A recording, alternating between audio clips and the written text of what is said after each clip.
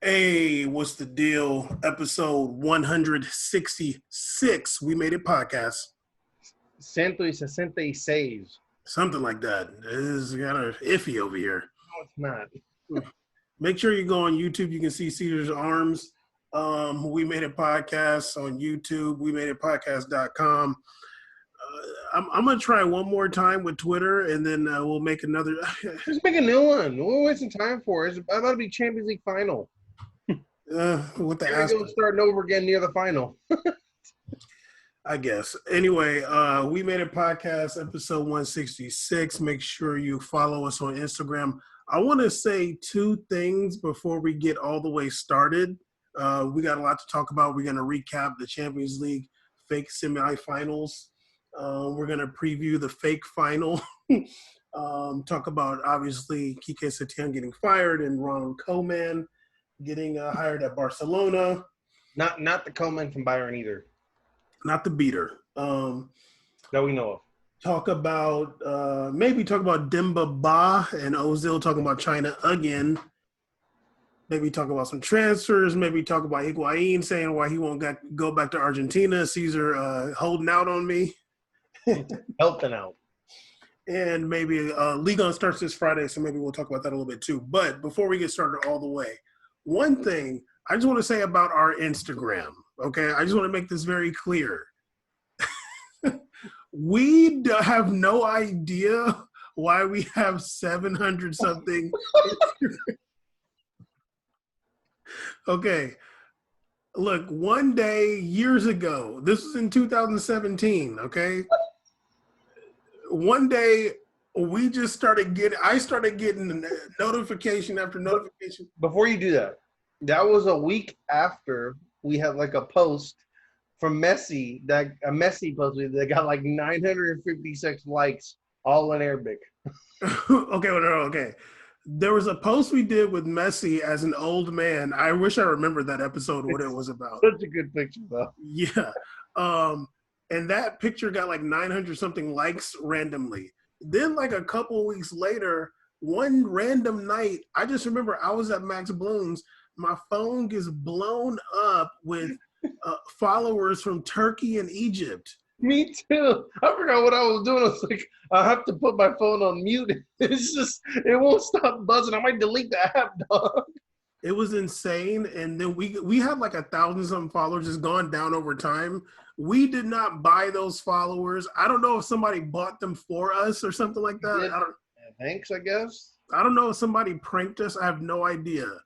Some of those people seem to be real. They never like our stuff, but I just want to let anybody know we did not buy followers on Instagram. That's the story. I'm crying. But literally the same thing happened to me on Twitter. I remember I was talking about something at like 3 p.m. I got finished doing a bike ride. I was riding back on my bike ride, and the app when I was biking a lot was like glitching because all these Twitter followers popping up. I go on my Twitter. I got 700 Twitter followers.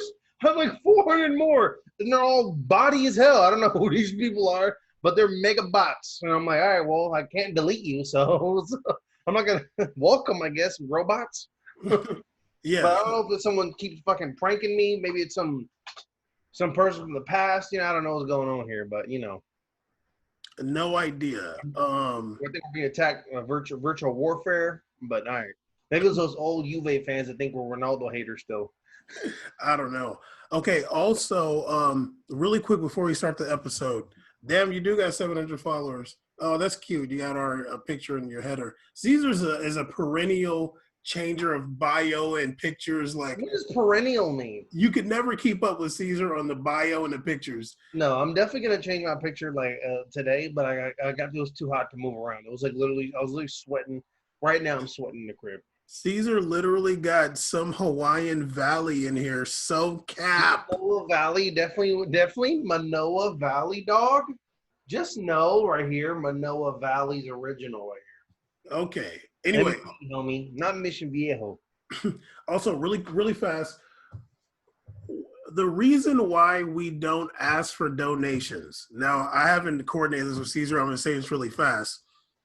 We After our 10th episode, we realized how dope we were, and we're like, yo, we need to be on like the biggest of the big platform.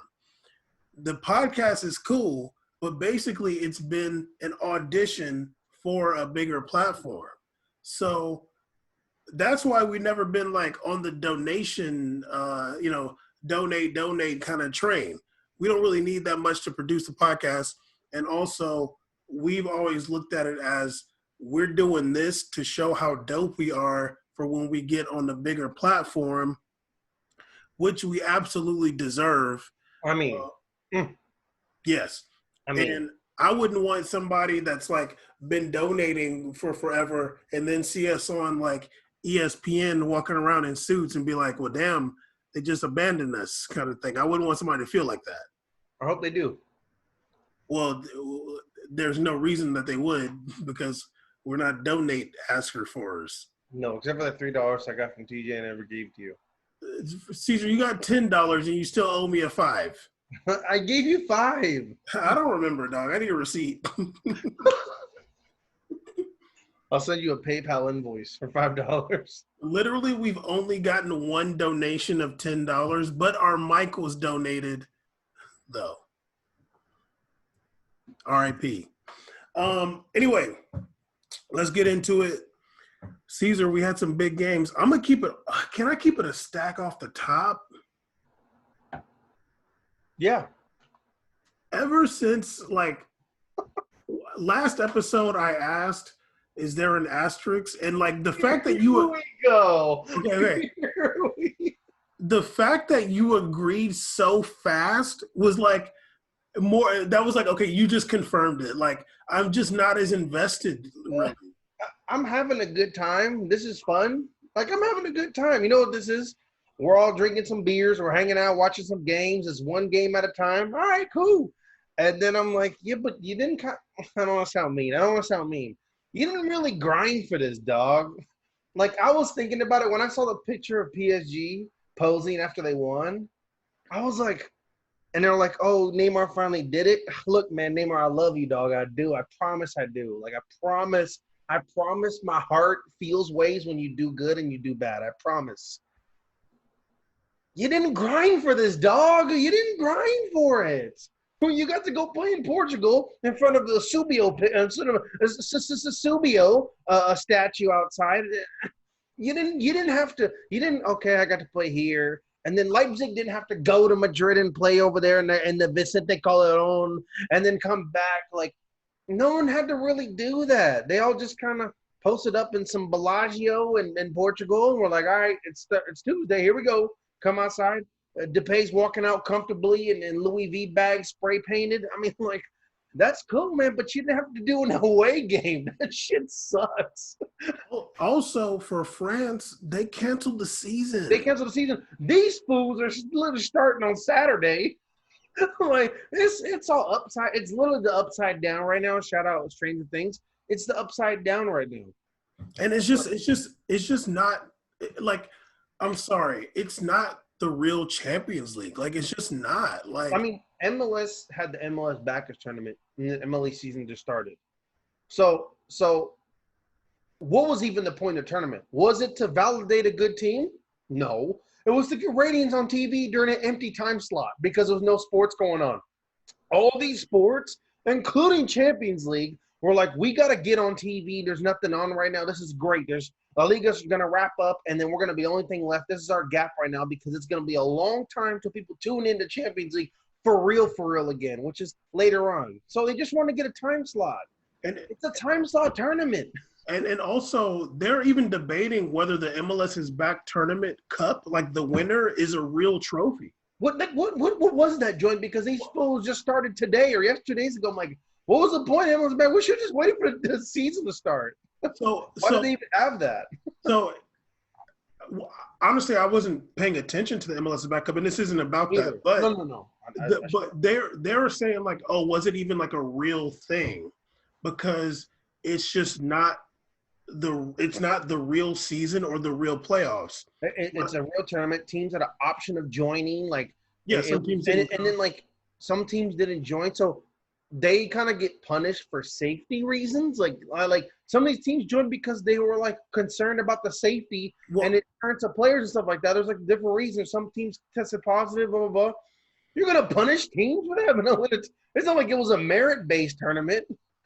Well, so I mean, so going back to Champions League, like it's like you're playing Champions League football technically, but it's just not the same. Like it's hard for me to be like PSG finally won a Champions League final if they win on Sunday, because this isn't the same thing.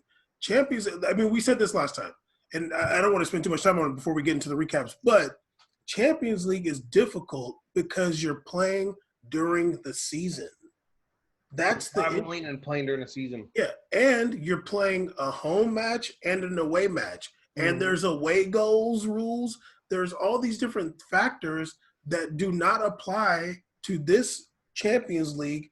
That, I'm sorry, that just makes it not real. But Barcelona's thrashing they took is like rough. It is rough.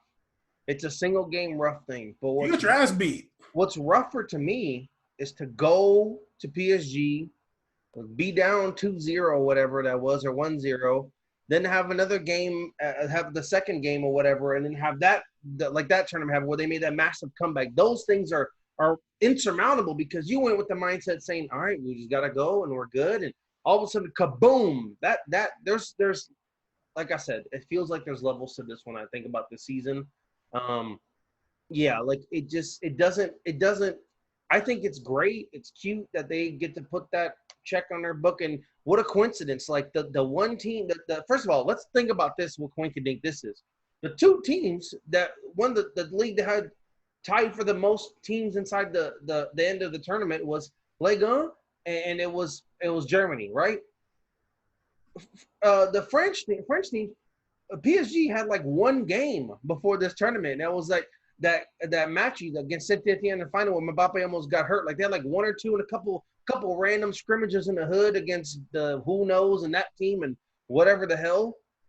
Meanwhile, Real Madrid played like 9 games and we're playing like 3 games a week, 4 games a week, and all these other teams.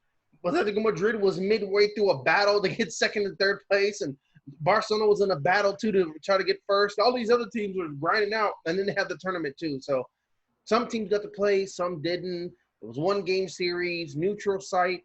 Like we said before, there's a lot of things from this tournament that we liked, and we'd like for them to adapt in the future for any ideas they're doing. The tournament moved by faster, which was kind of fun. I don't know. There's a lot of things I liked. But if we're going to talk about Champions League, for all the people in the past, the historic career, Ronaldo damn near never winning one, and he was one of the best players ever. Brazilian Ronaldo, all them dudes had to grind way harder than this damn one-day tournament elimination bill. Like, they had to go to away games and all that. So it's definitely an asterisk in my book. Yeah, no, it's just not real. Sorry, but whatever. Anyway, let's get into it. PSG played Leipzig the other day, yesterday, actually. Today being the 19th, Wednesday. Your boy Sergio Rico was in for Keylor Navas, who's injured. But the big news for me was that Icardi B, with that WAP, was benched. What did you say with that WAP? It was with that got that. He was sitting right on that WAP on the bench for the entire match. Are you allowed to say that? Well, whatever. That's the name of the song. I'm not saying. This episode would be called Icardi was sitting with that WAP. No. But I wrote down, like I put on Instagram, Icardi benched for the second time in the most important match of the season. The most important match of the season. Because the first most important match was PSG versus BVB second leg, where they started Cavani. This Leipzig match is the second most important match, and they just started Mbappe up there. It seems like to me, it's all good to have trash bag out there until it's really time to get it cracking. Then they're like, you know what? Honestly, we need to have the heavy hitters. We can't have this mess. Like, we need to have real players. Di Maria's ready? Thank God. Let's go. Woo! Di Maria. Motherfucker, you good? You good? You took steroids? Ankle's good? Let's go. Let's go. Everybody get out there. Because titanium y'all ankle? know I have one leg and I'm the coach, and I'm better than Icardi right now. I mean, I'm on crutches at Tuchel, and I'm better than Icardi right now on this field. Please, let's go. and I like what you said. You need real players. Real players, dude. I'm not a real player. That game for me, I'm like, I don't even care that much about PSG or even the players. I was visibly upset watching Icardi. I was angry. It wasn't even like I'm watching like the struggle of like Falcao and Man U or Chelsea. Like, that's different. I can see his effort. I'm like, he's just scared to use his knee. He's scared. Like, he's scared to hurt it again. That takes a while. There's therapy involved. I get it, man. Icardi, literally, you're 100% healthy.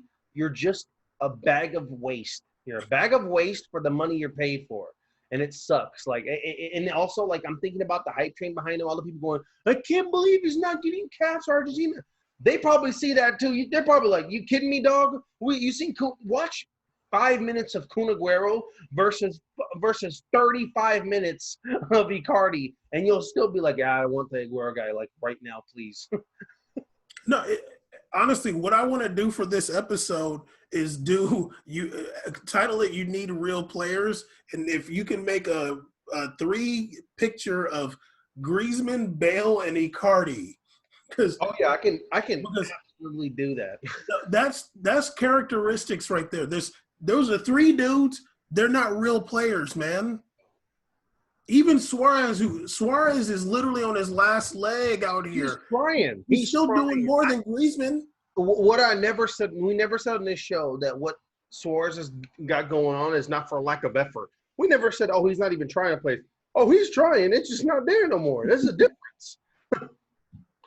He just can't run a 4-5 no more. He's definitely running 5-5s right now. 6. Oh, yeah. 5-5 like. Things have changed. He's definitely putting Drew Bledsoe sprint numbers right now. Times have changed. Leave my boy Drew out of this. Okay. Okay. So, yes, the big story, and honestly, like, let me just say, I don't really pay attention to soccer media like that. I don't know what they're talking about. But for me, going into the match, I expect PSG to win, but it's a big deal that Icardi never stepped out there. That's such a big deal because they just extended his contract, dude. They were, I mean, and it doesn't even have anything to do with Cavani. Like, it really doesn't. Like, Cavani's time there is over. Like, it's just run its course. But instead of looking for another striker, they said, we're going to extend Mauro Icardi, who is literally not a real player. He does not do anything. And Caesar, like I said last time against the Atalanta match, I'm so happy that you finally saw it because you were turned up about it.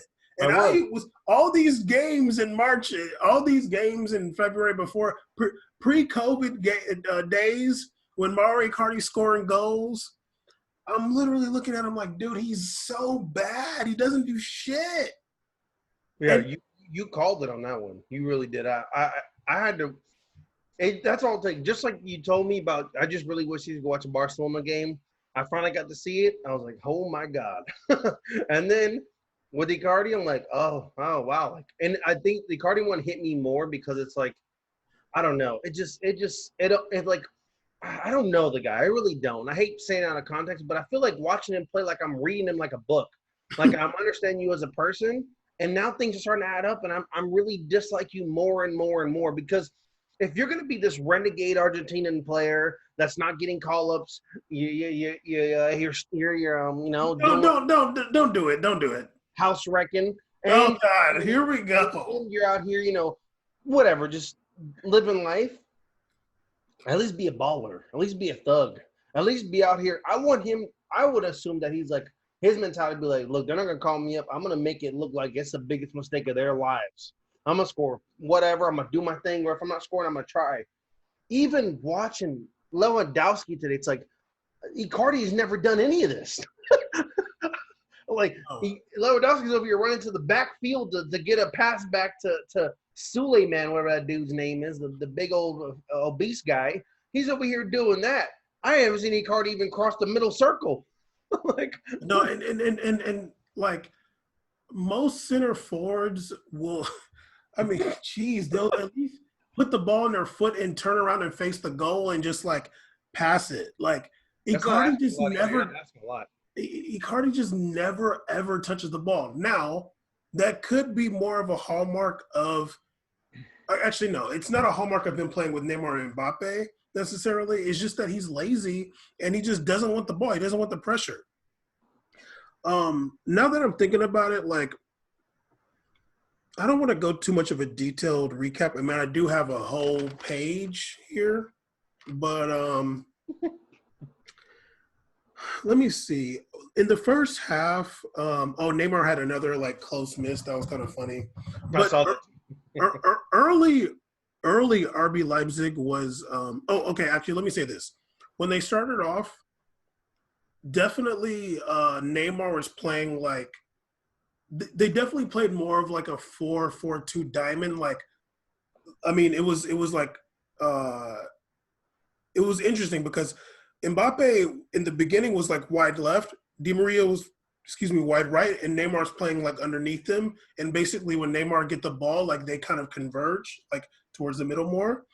But Neymar was definitely like playing in the middle more than Mbappe was early. Yeah, it was totally different than that PSG match at the first half with Mbappe. It was like a whole different approach in the field. It's really crazy. I want to really commend him for like being that disciplined with his attack style. It's really like a lot of players, like sometimes you'll be like, oh, they're so good, or they'll talk about like how these guys have uncoachable whatever. One thing about Neymar, you'll see, I mean, he definitely was just following the tactics of the game. Like, okay, well, Mbappe's here. I'm playing underneath him. I'll set up, because in that original one where he was in a different formation, where he was literally playing a true wing, just really out there, setting things up, running all over the place. It's I commend him for that. It's pretty cool. Yeah, and I'll give Tuchel credit. Like, he definitely like changed the tactics, and it worked. But also, like, you got to beat RB Leipzig. Come on, dude. So RB Leipzig was kind of putting pressure on the PSG early, and around the 10th minute, Neymar started to like really get back to get the ball, and play like almost like right behind Mbappe. In the 13th minute, Marquinhos scored that header from the Di Maria free kick. Neymar won that foul. In the 22nd minute, I put like RB Leipzig was like, they were playing kind of above their pay grade against PSG. They're making a lot of passes that just like their passes were getting stolen like over and over and over. Like, they're seeing the pass and like I think they're thinking tactically this is the pass to make, but PSG would just ended up in those lanes. So it just I put in the 22nd minute they're passing very poorly. In the 38th minute, I put RB Leipzig so many bad passes. 42nd minute, Di Maria scored. The RB Leipzig goalie was a bad pass out that got intercepted by Paredes, who passed it to Neymar. Neymar flicked it. Di Maria had it like right there. RB Leipzig was trying to outplay PSG, and PSG has just too many. They just have more athletes than you. Like, basically, you're trying to do that where like Marcel Sabitzer and maybe like the Angelino guys, like the real like athletes. I wouldn't even count the center back because he's like too far out. You're not going to be able to outplay PSG when you're RB Leipzig. Credit to their coach who said we're going to play our game for better or worse. He didn't sit back and was like, all right, we're going to sit on this and we're just going to hit counters. He was like, look, we're going to do what got us here. And I can respect going out. That's going out in your shield. I can respect that. No, yeah, I can respect that. And I can appreciate that. And, you know, that's what happens when you have when it's one match. You know, you just, okay. One shot.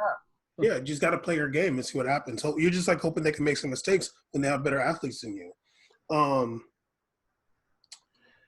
So halftime is 2-0. I put that I can't see RB Leipzig coming back unless PSG give up a penalty or get a red card. RB Leipzig brought on Patrick Schick, who I was like, oh damn, I didn't really have him. I remember him at Roma. Yeah, me too. I was like, what the hell? And that dude Forsberg. They were playing well early. Yeah, he's a baller. They were playing well early. But I put in the 53rd minute, like they're putting pressure, but I was like, I feel like they're gonna get caught out on a counter. But anyway, 56th minute, Juan Bernat scored.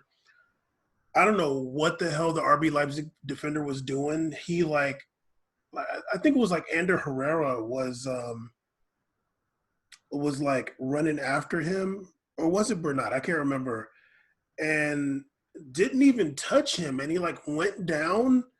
And the ball fell. Oh yeah, that was Mukiele or whatever. Like he was running away from Bernat or something like that, and then like I don't know what on earth he was doing, but like he literally got sniped, and he just like it was like maybe 2 feet ahead of Bernat, and just it was Herrera, I think. Herrera, yeah, it just fell out of nowhere. Pretend like he got fouled. I'm like, dog, like. Every replay you didn't get touched. What are you doing? Yeah, and he's like looking at the ref. I'm like, what the hell are you doing, dog? Lost his marbles right there. I'm like, yeah, well, good job, buddy. Investigate. What happened next? Yeah. So the ball falls to Di Maria. He spots Juan Bernat, puts it right there. It's like basically a practice cross. Yeah. Bernat heads it in there. The defender's also hella keeping Juan Bernat on sides. Like if he just like got up and like ran towards Di Maria, Bernat would be offside. That's the same dude with the foul. Like the same dude who gave it up is also the dude who, when they looked at the replay, like, oh, might be offside. Like, oh no, there he is, getting up, walking back on the back line. He's still laying there, and that's what's keeping. If he just got up and went 2 steps towards Di Maria, yeah, he would have been offsides. So yeah, that was really whack. Jesus. Anyway, yeah, there was no more goals. The match ended 3-0. Marquinhos Di Maria and Juan Bernat scored. I will say this, like credit to RB Leipzig, although they're not like a big club. They play good football. This the only match that they were only held scoreless in one other match in the entire Champions League, and that was actually to another French team, Lyon, in group stage. But every other match, they at least scored a goal. They played really well, but PSG was just too good for them. And PSG also didn't have to come back and play a season. So then today we had Lyon versus Bayern. I was very excited for this match. Both teams started the same exact players from their previous matches. Bayern starting the same team from against Lyon. From against Barcelona.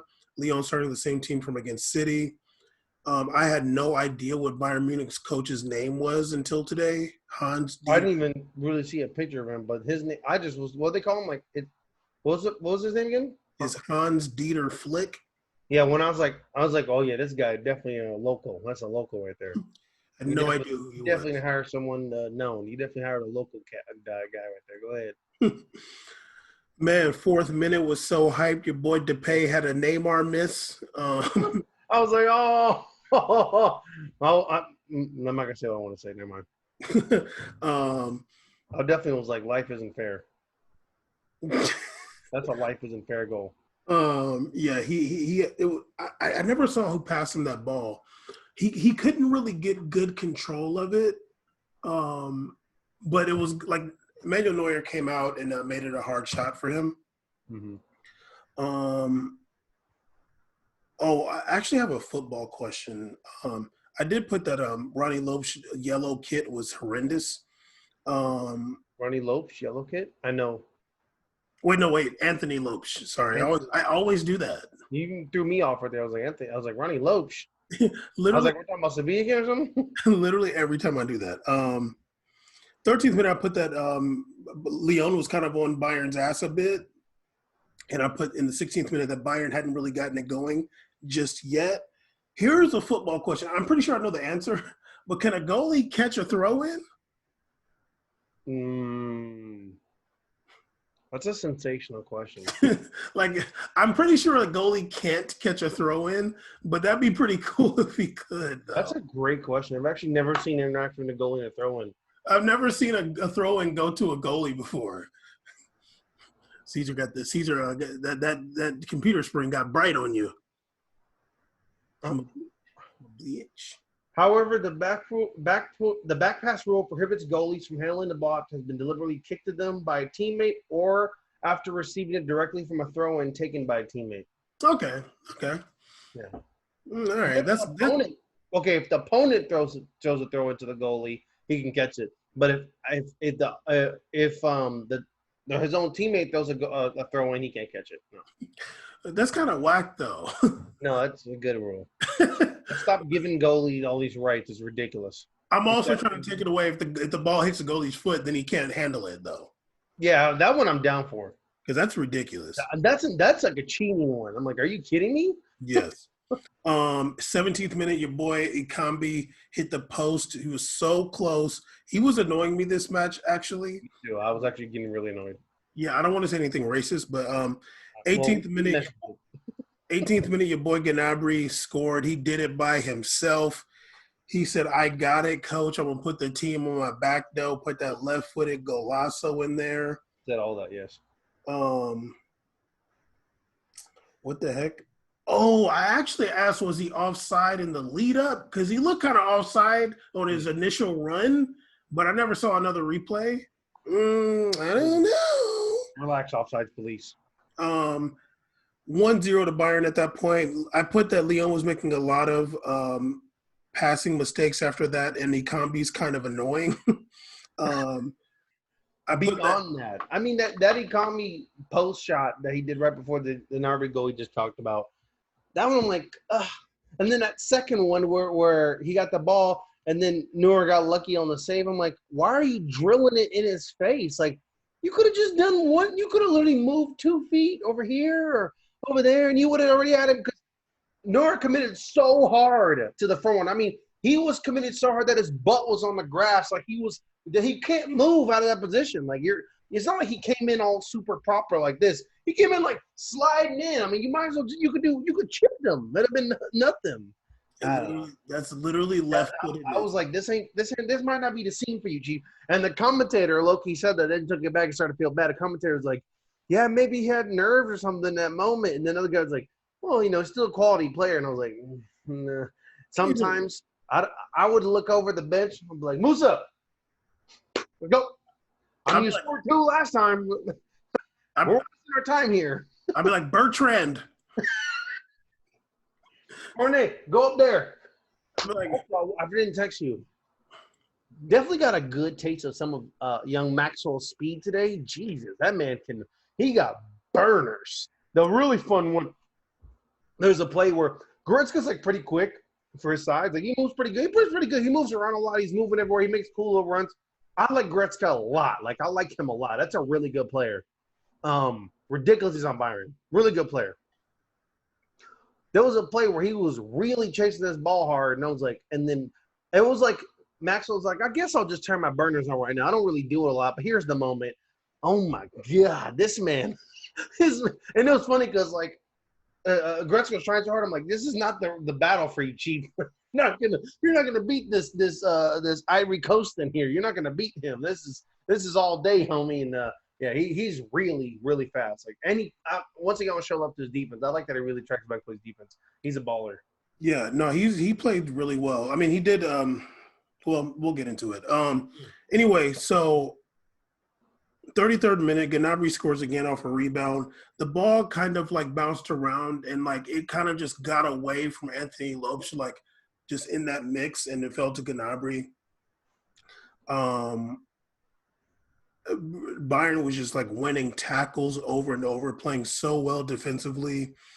It's incredible too. They have a really, really intriguing lineup they run out there. They have Alaba out there running around playing center back with one basic. He's been there for a while though.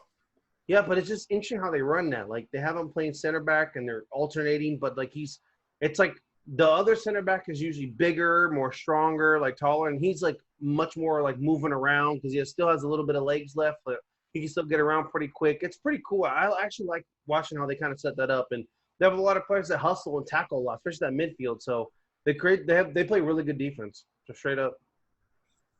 What was that? You trying to be the straight man here? Like, just give some straightforward analysis there. Continue, please. Anyway, halftime 2-0 to Bayern. I put like they're just better than Lyon. Like, you know, they're just a better team. 60th minute. Okay, so the play that you were talking about was in the 58th minute. When Ikambi shot the ball right at Neuer's foot. And I just put like, can Ikambi get subbed, please?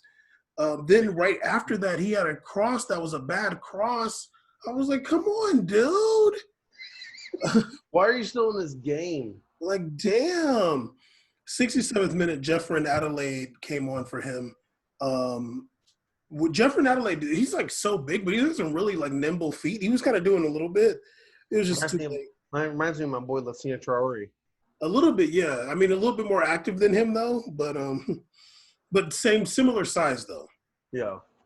88th minute, there was another goal. Lewandowski got a header off a set piece. Kimmich put it in. Corday actually gave up that foul, but what's the name? Lewandowski, 15 goals in Champions League. So, I mean, those two matches were kind of boring on the low. Like it was like two teams playing like real lesser competition. But I did put that at least Lyon did put on a better show than Barcelona did. Like I knew for a fact Lyon was not about to go out there and get like 5 goals scored on them. I was like, that's not going to happen. No. Yeah, like I was expecting like a 3-1 maybe, but not like I was like, there's no way they're going to go out there and let Bayern score 5 goals on them. Not going to happen. Literally, Lyon's rolling out there with Marcelo, and Denier, and Bruno Guimaraes, who's like 20 years old, and Kakare, who's like 18, and literally holding Bayern for like really it's only one like real goal. Like the other one's a rebound, the other one's like a header off a set piece. Did Guimaraes play today?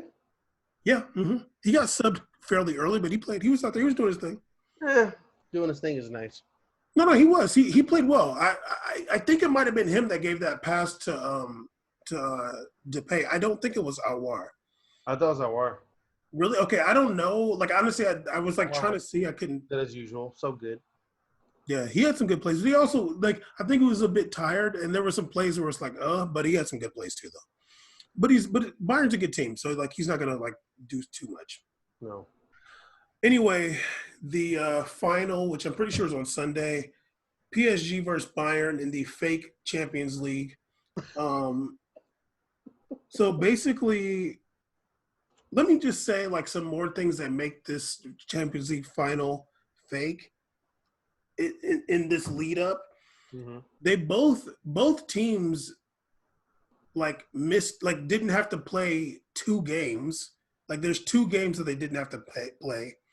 Also, you've been getting 5 subs. You know what I mean? No second legs. It's gonna be a good match. This is a good matchup. PSG versus Bayern. It's the 2 teams that's been playing really well. Like when I think back to like Real Madrid, like there's a part of me that's almost like happy Real Madrid didn't end up going this far. Like, I mean, it sounds weird, but like Real Madrid won the league after Barcelona won it like 3 years in a row. And I think like that was like the really dope thing for them. Without Ronaldo too. Yeah, like that was because that like people are expecting Barcelona to win the league. And the fact that Real Madrid did that with like Hazard not scoring any goals, Bale not scoring any goals, it's basically been like Benzema scoring, like being the main goal scorer, and like Sergio Ramos, like I'm totally fine Real Madrid not being there. The fact that we got to see Lyon beat Man City, like that's crazy. The fact that we got to see Barcelona get exposed, like in the way that they should, finally was like dope.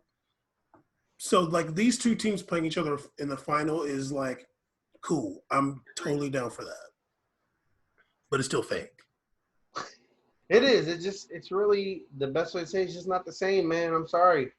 Like all these tournaments, all these teams playing right now, I'm like, that's cool, y'all making these records or whatever. Or, like, it's not the same. The only thing I'll like give you credit for is if you finish off your season with no fans. That's fine. But if you're doing what used to be an aggregate tournament, a home and away, and now you're doing single game elimination games every 4 days, your tournament don't really count to me, buddy. It's just not. I'm sorry. It's you won or you're gonna win. Asterisk. It's like in the future, because think about this. In the future, PG never makes it past quarterfinals again. It's gonna be like, oh, was it really because did they really do good that year, or was just the situation? Was there less pressure for them? Was it just easier road for them, or was it things just lined up better for them? There's so many more questions for this season now.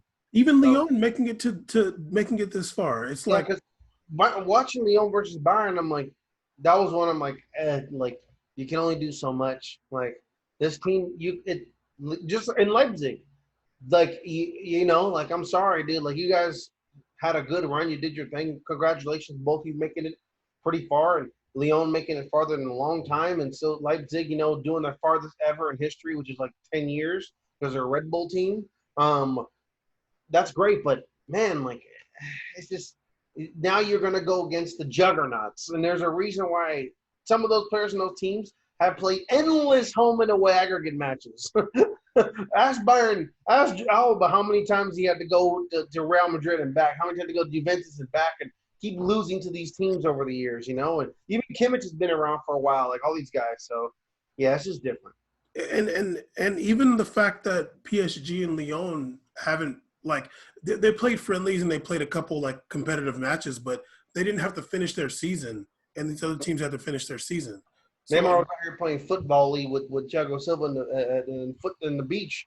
Yeah, for months until they came back to France. Chilling. He had a little belly at the time too, so he's just living life, dog, chilling. Yeah, no, I mean, yeah, a lot of players I mean, he came back to France, and they're training and they're playing competitive matches in the cup matches, but like they didn't have the pressure of finishing a season.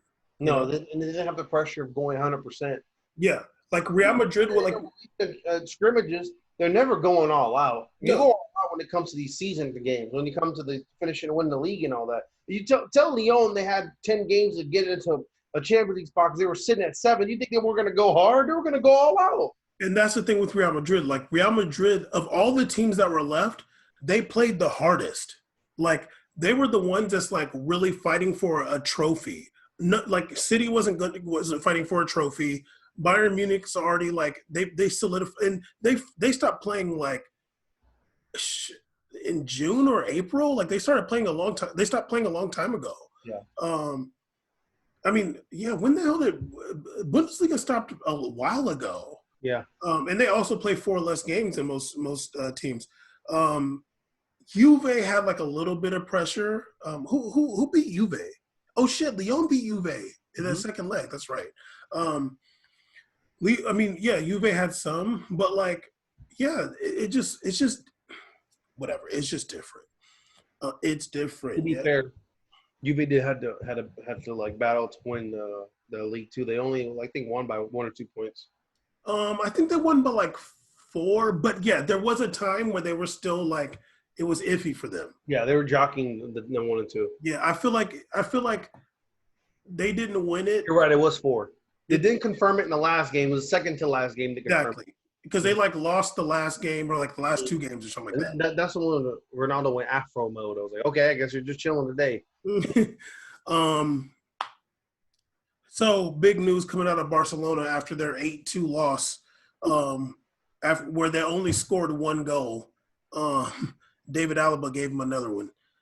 David Alaba scored more for Barcelona than Griezmann did.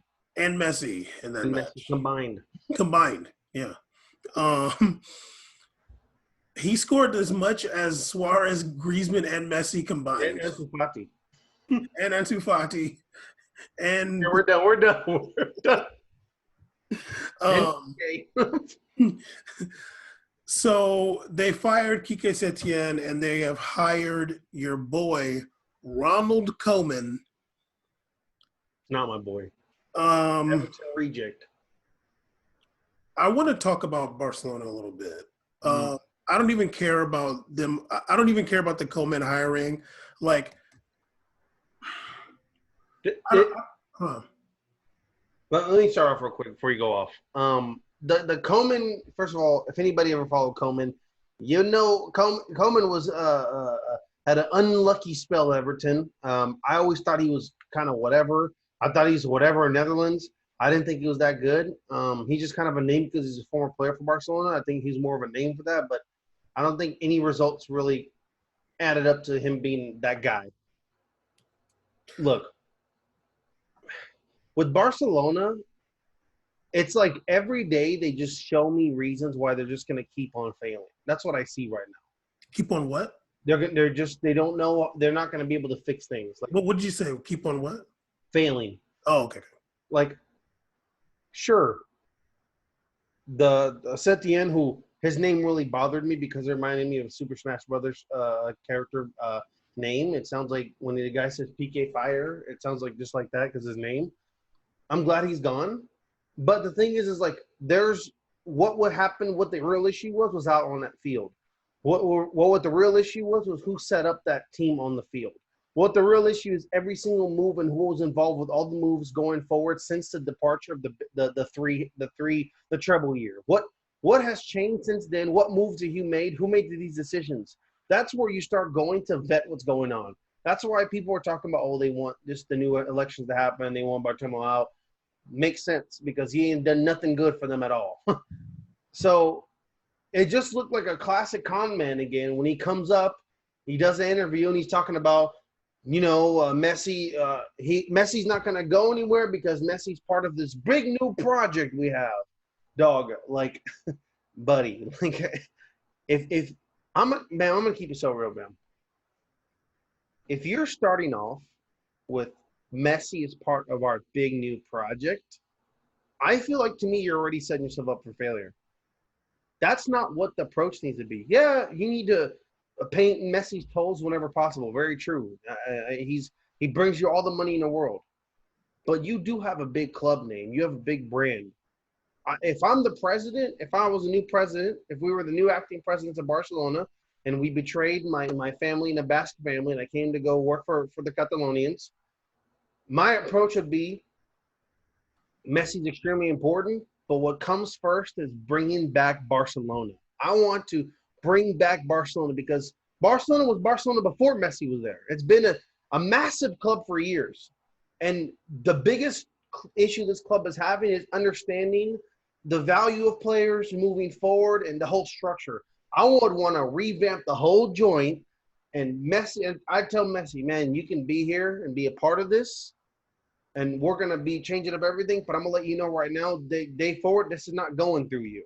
This is going to go to the club because you're only here for what, 2-3 more years? What the hell? Like, you got to just start off project breakthrough, start over, clean it up, remodel, and you have the funds to be able to remodel in a way that doesn't involve you needing to take a down year. You have the money to reset with ballers. You can go and get players. You can go and move some people around, move some pieces.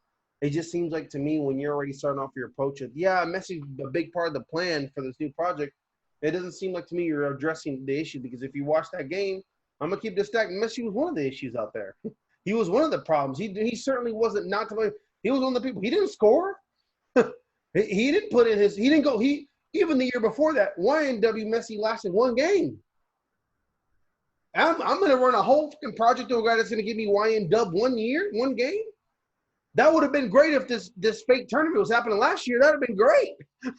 But guess what? In the real tournament, no asterisk, PSG, you got to go do that here, go YNW, then you got to go over there, YNW also. That's what makes this tournament so damn hard. And Messi, on the time that he got to just do single games, couldn't give me a YNW moment. So What am I supposed to do, Ben? What am I supposed to do about that? Well, here's what I think. It's obvious that it's not the coach, but as a team, you have to do something. Like, I guess you have to fire a guy who lost 8-2. Like, I guess you just have to do that. But Fire him and the goalie. but like it's obvious that it's not the coach because you've had different coaches and these last 4 Champions Leagues have been the same result. So it's not but you've been winning the leagues, but like that wasn't the goal. You wanted to win Champions League. So it's obvious that it's not the coach. What I and Kingsley Koeman, Ronald and Koeman Kingsley, he has to say that. And here's and like you know that too that he has to say that. But Oh yeah. also the reason is Messi is going to be bringing Barcelona millions of dollars for 10 years after he retires. Like 10 years after Messi retires from Barcelona, that name is still going to be bringing millions of dollars to Barcelona. Still gonna be jerseys bought. Still gonna be merchandise. There's still going to be comparing So much stuff. There's still going to be like his name isn't going to leave the media for, I mean, more than 10 years, but 10 years they're going to be making millions of dollars. So you can't get rid of Messi unless he wants to go, but you can't talk about like not having Messi there. But you, as the coach, you can talk about like you got to lower the expectations. Like it's obvious for anybody who really watches Barcelona, it's obvious that the thing that holds them back from being a really, really good team is Messi. He's the reason. And it's not because he's not good. It's just because of how much attention, how much ball retention he has. You can't really play the type of football you need to be successful in a tournament and Champions League against the best competition with playing like that. That's why PSG, well, Neymar hasn't been there, but so it's kind of hard to say because I would say that's why PSG, but Neymar hasn't been there. But like the teams that win Champions League play really good football. Like it's about the style of football. Real Madrid won it 3 years in a row playing really good football and being able to have a player that's going to rise up to the occasion in those knockout games. Good leadership. Really, really good players. Liverpool won it. Liverpool won it playing like a decent brand of football, but having like that mentality, that like never lose mentality. Messi's keep attacking. Yeah. It's not even a diss to say that Messi's not that type of leader. Like that's not even a diss. He doesn't have to be like that. Everybody's a different type of leader. Yes, but if you're not going to have that mentality that Ronaldo had, let's just say had with Real Madrid, and that Liverpool as a team embodied the year they won, you got to be playing a style of football that is like able to beat other really good teams. Barcelona don't have that. And you can't say they got, I mean, Luis Suarez is also holding them back. Griezmann held them back this season also, but they still scored a lot of goals. I don't even know how, but they scored a lot of goals still as a team.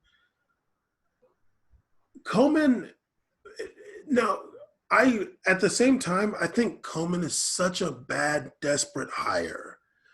You look so lame and desperate hiring somebody the same day you fired the other coach. Everybody's like, what? Like, what are you doing? Like, why don't you care enough to be like, okay, I don't know when La Liga season starts again. A couple weeks, right? But like, why don't you do something like, look, we're trying to find one, you got to find a guy that like Messi is down for. And even more than the coach, you need to find a center forward. Like, you got to get another center forward. Like, Lautaro Martinez is going to be way better than any coach you can find. He's not allowed at Barcelona. Right?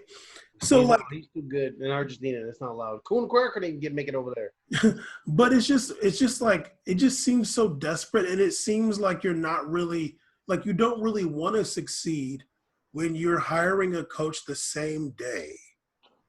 No, to me, it's like you couldn't even give it a fake weekend. You Like couldn't something. even came back Monday with a new hiring, start the news cycle week off good. When you literally do it the same, like within a 2-hour span, you gathered up a whole damn press conference. All you called up every media outlet, had them get your virtual session on and bring everybody out so you could interview this coach you just hired. It looked like you just looked and were like, oh, that's a name, boom, like dog, like. Yeah, he's been somebody that's been linked to coaching them for a while, but it's like If you keep plugging and playing people, you're gonna keep getting these results. You once again with the style that they're playing, it's cute what they did in league. They score a lot. They've won the La Liga a few years in a row.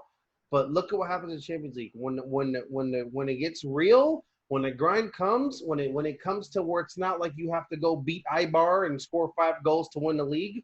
When you have to go to Bayern, when you have to go to PSG, when you have to go to Real Madrid, when you have to go to Atletico Madrid, and when it gets real, then and you have to require actual good football to be played, they can't get it done.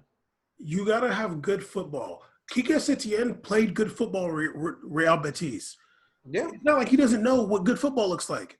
The problem isn't him. It's that I gotta the Messi does whatever he wants, and I got an old slow dude and Luis Suarez, and I got another not a non-real player in Griezmann. I got old ass Busquets. Like He's not a trash coach. It's not the coaches. It's not the coaches at all. It's literally they're trying to make the best of what's offered to them. Like all these coaches are like, Jesus Christ, this is not like me walking in and I actually get to make things happen. I gotta like make things happen through an individual who has a style of play that literally is predicated on him wanting to do when he wants to do it.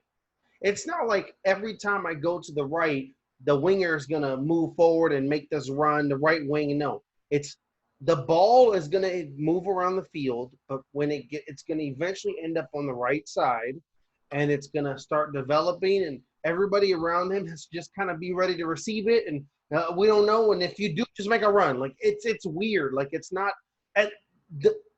I know we talk about time. The last time there was any kind of proper structure going on in good football was the treble year, because Messi was extremely good, but it's like almost he knew that the other people around him were just as good too. He's like, Neymar sensational. If the ball gets over there, it's all good. Like he can make something happen. He'll catch me if I come over there, or he'll make it happen, or Suarez will make it happen.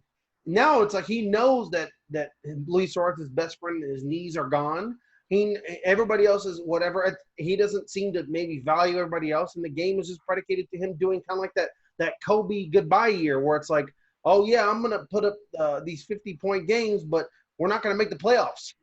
Well, here's what year kind of thing. Here's my conspiracy theory. Oh God. I think that QAnon Bam. I think that Messi doesn't want to have players there that are on his level. Really? Yeah, the treble year, Neymar can do the same stuff Messi's doing. Not to say that they're just as good as each other, but like what Messi's doing, Neymar can do that too. Yeah, he can. He's shown. The other player that they've had there that could do that too is like Ousmane Dembele, and for whatever reason, he just never really fit in, and then he's caught these injuries. But also, he's never really fit in for whatever reason. But the person that's going to make you fit in is Lionel Messi. It seems like Messi is just him and Suarez gang. You know what I'm saying? Like it's Messi, and then he's gonna always protect his boy Suarez. So it's like that's what it seems like to me.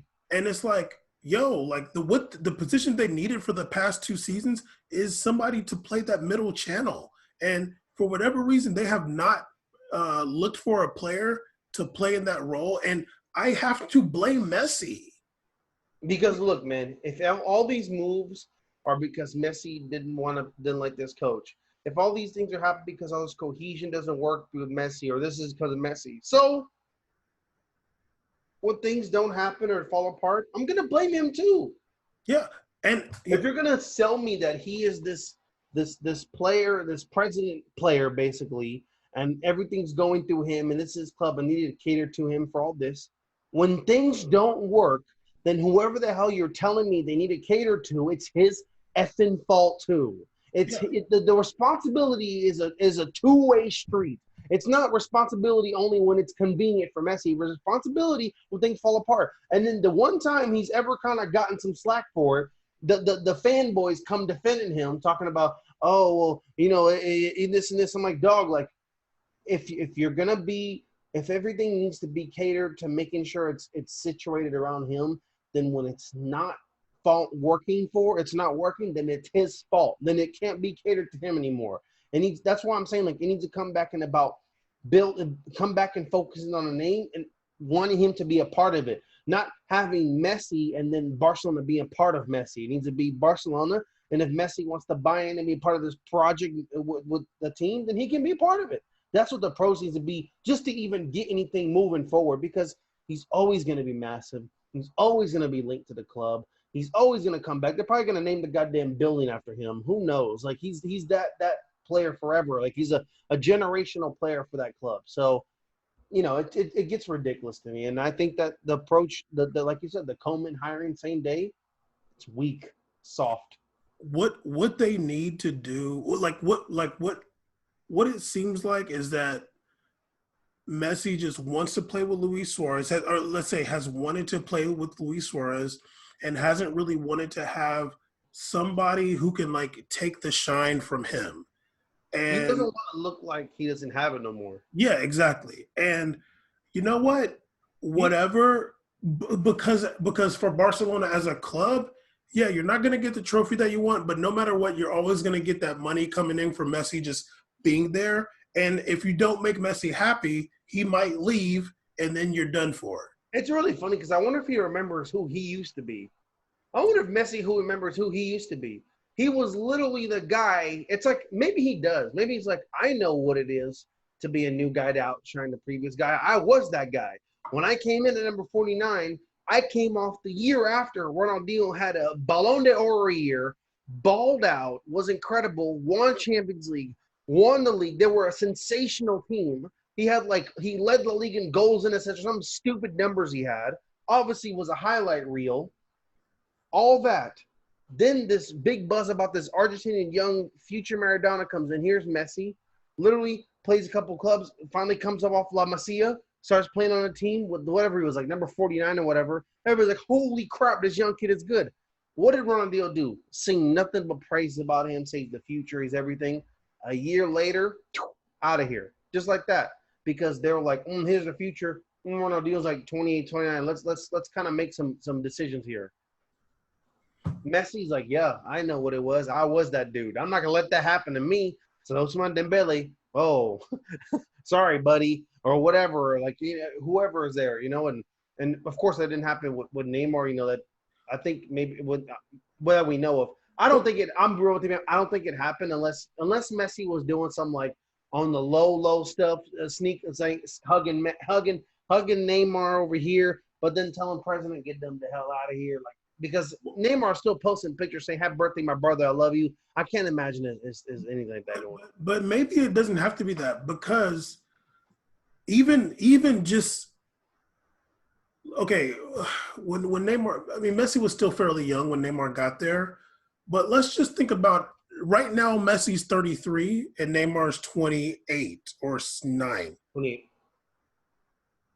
Imagine if Neymar has been there the whole time and they've had success. They're not going to win the treble every year. They're going to win some stuff and not, whatever. Probably like last year or the year before last, it's going to start to be the time for Neymar. You know what I'm saying? Like, it's going to start being like, like maybe we can. Especially, what was it the last 2 years? He kind of had some injuries, right? He was out for like 7 games, 10 games. Remember, he had a couple injuries? A couple knocks. A little bit. Some of those games, Neymar was turning up. He did the headband. He started going headband mode again. And one Neymar came out. He scores some goals and starts pointing at the crest. But the crest, everybody's gonna be like, So it might not have been that. It might not have been that Messi was encouraging Neymar to leave, but he might not necessarily have encouraged him to stay. And Neymar could have, like, maybe they're having a conversation like, oh, yeah, like, dog, would you ever leave? No, I'm never leaving. This is my club. I'm never leaving, and I'm always going to be the number one guy here. Okay, yeah, that's dope. And Neymar is like, well, if he's saying that, then like I'm never gonna be able to get him out, you know? So Messi like could have told him, literally, like, hey man, like, love having you here, it's all good, but like told him that, which I don't believe if I was Neymar, but he probably could have told him, as much as you're gonna get good, they're always gonna put you below me in the spotlight. You're gonna need your time to shine. Why don't you go somewhere to get it cracking on your own? You're younger than me and Suarez. Why don't you go find your own place to get it cracking or something like that? Maybe you create your own legacy because they're always gonna put you as the B side for me or something like that. Or the Robin to the Batman for me. yeah. And to just hype him up in his ear. And that could have been happening too because if there was some perspective on it, if I'm one of Neymar's non-biased friends, I'd be like, honestly, bro, that could be BS too because ask Messi, who's one of the most beloved Barcelona figures of all time. It's Ronaldinho. Ronaldinho. People loved Ronaldinho in his short time there. They were obsessed with him. He was a global superstar, and people would have been going, ooh, Ronaldinho 2.0. He does the moves and all that. That creates a wave. Yeah, we had the Argentinian for a long time. Ooh, now the Brazilians coming up. Here it goes. All this stuff is patterned. Then just more quick, and then continue with that. Then Bailey, all of a sudden, like these things can happen in waves. I'm saying with players and affections. Also, a Brazilian is automatically more popular than an Argentine. A Brazilian is a megastar. You already got a big ass 100 million country, and then like the world loves a Brazilian star. The only reason people even know about Coutinho is because he played a little bit in Premier League, but then when he went to Barcelona, that's when his name exploded. He's a Brazilian Barcelona. It's massive. It's huge. It's honestly he's gonna keep getting these high salaries that he's gotten just based upon those two careers. Yeah, he did pretty good at Liverpool. That's cute.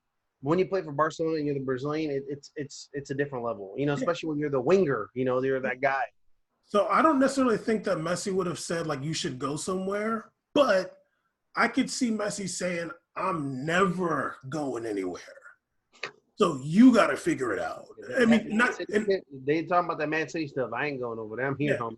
And just saying that, like for Neymar, it's like, well, damn, like, am I like, I'm not going to be able to surpass his shine. So like, then I got to go. Either way, the reality is Messi is sabotaging the play on the field by playing the way he's playing, by wanting to be the center of attention all the time, and also not encouraging the team to get another center forward. Like, that's got to be him. The whole time Ronaldo was at Real Madrid, them 3 Champions League runs, there is no holes. They got all good players. If they got like a right back that ain't that great, like Danilo, yeah, whatever, but he's the backup. Can you imagine if Ronaldo had to be playing with Luis Suarez? He'd be like, look, dude, what the hell's going on? I can't play with this bum. You're doing that right now with Higuain. Get him out of here. No. Probably doing that with a few of them. Probably did with half that team on Juventus. Yeah, but they're probably like, well, look, dog, like either you're going to get some wages cut or we're going to get some players. But y'all brought me here. What the hell? I ain't cutting no goddamn wages. Yeah, all because I grew the fro out, y'all want me to cut wages. No.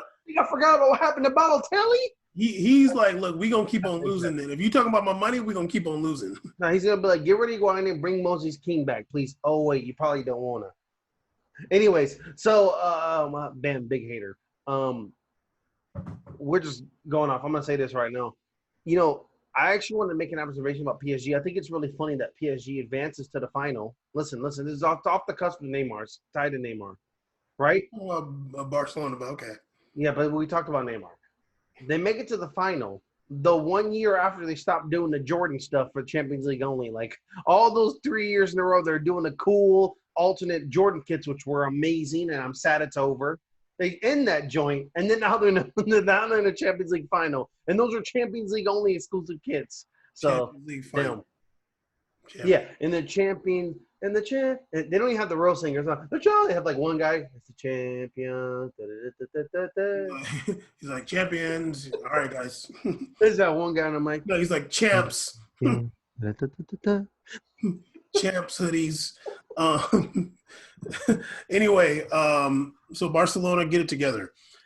I kind of don't really want to talk about Demba Ba and Ozil talking about China, but I do want to say that Ozil was like complaining some more about nobody caring about the Uyghurs in China, and he said he was like mad that Arsenal didn't support him before. He was like, yeah, they did the Black Lives Matter stuff because they're like scared of China, and he said Muslim lives matter.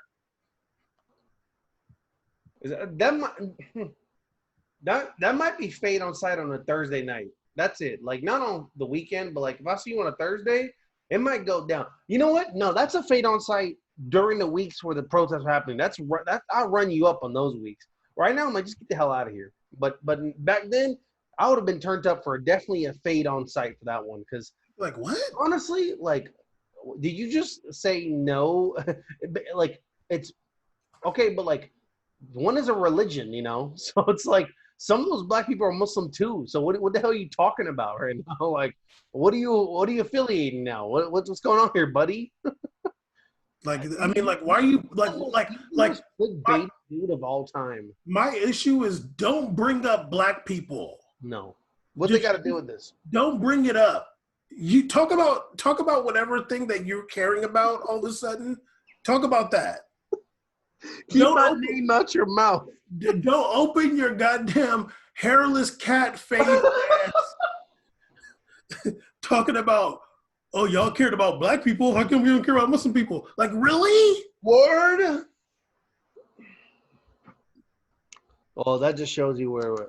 Never mind. Go ahead. Let's continue. We should name the episode, is Ozil a Karen? Karen Ozil. I would have just put his head on the Karen, like on the body of Mrs. Doubtfire. Stupid. Really quick, a few transfer stuff, just very fast. With the phone, the lady at the cop put them sunglasses on him, you know, on the phone at the barbecue. Joe Hart to Tottenham from Burnley, free transfer. He said he wants to revamp his career. David Silva to Real Sociedad. Lazio is upset. Yeah, they should be. Thank God he didn't go there. Shout out Real. So that's cool. He's going to Real Sociedad. That's really dope. I like it. Love it. David Silva back in Spain. Love it. Don't go to Lazio whack ass. You know what they've done wrong. Man, so what are you doing? I want him to go back. I want him to go back to Valencia. That's why. Whatever. Because Denny Parejo's left and David Silva still got some swag. Yeah, but what if he got exposed? That'd be rough. So I don't like Real Sociedad. I'm an athletic Bilbao guy. I don't do Sociedad. I'm Bilbao. Don't be saying you're Bilbao. Don't be saying you're a Bilbao guy. Don't be saying you're a Bilbao guy, please. You're not the one rocking the background, okay? I'm the one representing. I'm the one repping my people here, man. Real Sociedad is also a Basque team. It is. But the real Basque is right here. So you should be. We're not Real Society. That's corny. We're the athletic club of the Basque freaking region, homie. Okay, so that's their rivalry, Sociedad. So okay, whatever. Also, your boy Ronier or whatever, however the hell you pronounce his name. What was the first person you said before David? So you sped through. Joe Hart.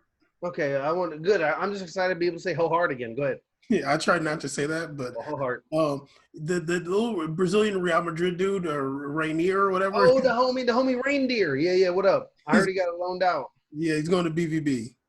Nice. 2 years too, right? Yeah, 2-year loan to BVB. Shout out to homie Reindeer. Never seen him play one time. I don't know what position he is. It's okay. They were the same thing was happening. What's his name? The same thing. Vron came out of nowhere. Was a baller. It's all good. Go ahead. They know what they're doing. Yeah, but Vron came out of France though. Yeah, but it was not a team that was a perennial. Go ahead. Yeah, but it's better. RC Lens, Lord. Okay, go ahead. Lens is a big club in France, actually. Oh, yeah, RC Lens. They're doing little. They got a little fucking dirt track out there where the cars be doing flips and all that. Okay, no. You're dropping F-bombs like it's 7 in the morning. You need to relax. I mean, definitely no one's still here at 2 hours and 50 minutes, but yeah. We definitely have not been recording that long. Yeah, you sabotaged me today. Huh? Okay, it's an hour and 10. You're right. Hour and 10 minutes. Jesus. Okay. So Ligue 1 starts on Friday. That will be one day after anybody's hearing this. The first match was supposed to be Marseille versus Saint Etienne, but I think like 3 Marseille players tested positive for COVID, so they postponed it.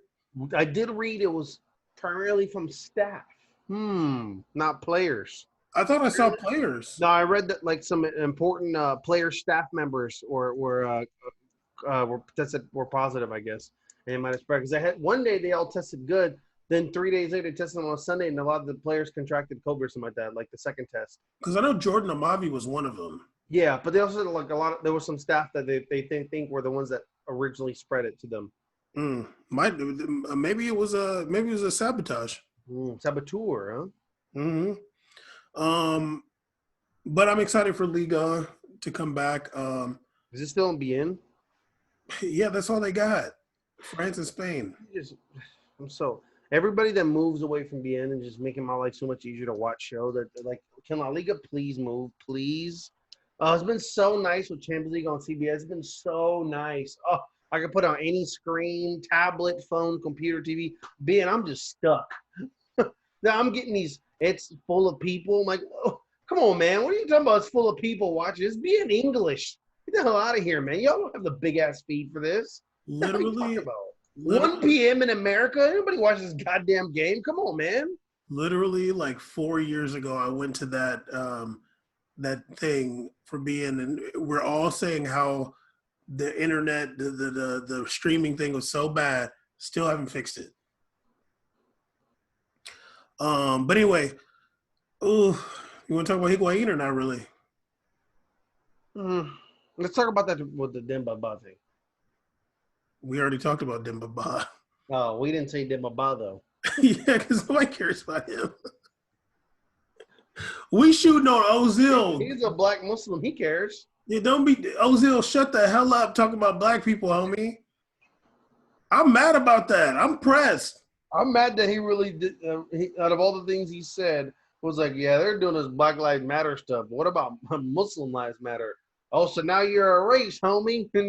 Now you're being objectified by being a race? I thought you were of a religion. Why you gotta come by black? What did they do to you? Hey, man. Hey.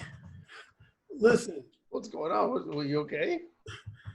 You over here talking about Caesar. The way you turned around, it looked like Ozil was like standing in the room. You were like, Caesar. It looked like he walked up on you right now. Are you good? Caesar, you're saying slurs, dog, okay? There's a goddamn on camera here. First of all, let me just say this. China is got so many Muslim countries next that border it, okay? There's so many Muslim countries out there. What the hell is Arsenal supposed to do? Like, dog, why don't you go over to Kazakhstan, Kyrgyzstan, Pakistan, and say, hey, y'all gonna save these Uyghur people? Because best believe they're gonna be like, hey, what you talking about? Why doesn't he be their Kaepernick if he wants to be so bad? Go over there. Like, did you kneel for the Uyghurs? He's the last person to talk who he affiliates with. You're kind of the last person to talk, buddy. Who you affiliating with out here? Did you kneel for the Uyghurs? No, but you know who he did kneel for? What? That buddy took a picture with. Who? Was it Rogden? Oh. Erdogan, whatever. Rogden. Rogden. Aragon? I'm mad. Caesar, I'm mad that you said it Rogden, then you said it right after that. Oh, Erdogan? Okay. I thought that was a soccer player's name. I was like, damn, I hope it's Erdogan. I don't want to sound stupider after that first. Oh, no, I don't want to sound stupid here. Rogden. I don't know why. Whenever I just think in my name, I think in my head, literally, it's spelled to me Arogdan in my head. I don't know why. It's close enough. Rogden?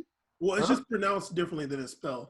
But listen, there's so many daggone Muslim countries out there. Like, why don't you press them about the Uyghur people? If the Uyghur people are being oppressed and they're put in concentration camps, that is something that needs to be handled.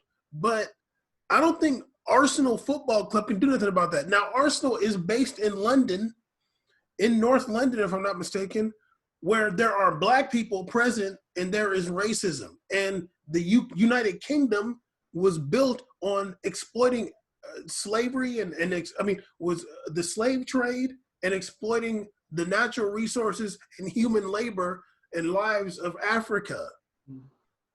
Just don't be saying. So yeah, Arsenal is talking about Black Lives Matter. They owe They owe it. Arsenal. What does Arsenal owe? Not what they owe. What is, honestly, I'm gonna say, what the hell do they got to do? What's going on in West China? What does Arsenal have to do with that? Arsenal's supposed to be like, okay, every single player on our team has an issue with something going on in other regions in the world. As Arsenal, we're gonna go address all those. Did that happen? No. What happened to Arsenal was there's a whole lot of black supporters of Arsenal. There's been black players over the years at Arsenal. The city was founded on black people, exploitation of black people, the African slave, all that. They damn well better put something on the back of the jersey and start doing a promo. God damn it! One of their biggest stars of all time is Thierry Henry, who's a black soccer player. You better do something. Okay, you better say something or be a part of it and show the world that upon everything that we were a part of on the foundation from this damn city to today, we owe this to the people. What the hell do you have the nerve to be talking about like, oh, but you show love to black people though?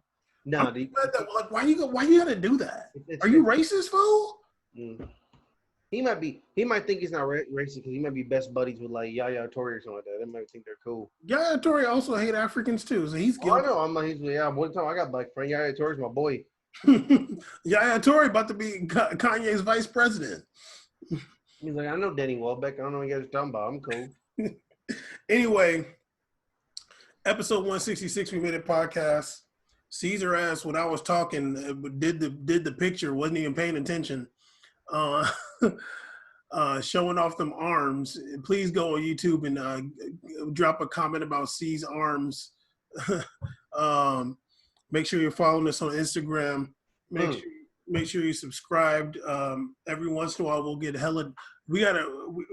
it's been a while since we got a new country, but recently we did get 3 downloads in Ukraine. Oh. You must have heard me talk mess about that player from Shakhtar, Duda or Dusa, whatever the hell his name is, the one that left Brazil, started playing for Ukraine. Well, you can have him. But we did show love to Yarmolenko, who is from Kiev. So we always show love. For years, we've shown love to Yarmolenko, the baller forever, especially in his prime. YouTube Yarmolenko's highlight reels from that team he played for in Ukraine, unreal. The dude was the tall Ukrainian Ronaldinho out there. Yeah. He was literally Ronaldo left foot. Hope he's not some kind of Ukrainian nationalist, but I think he is. That making me feel bad. I think he is, but it's okay. Anyway, episode 166, we made a podcast. Holler back.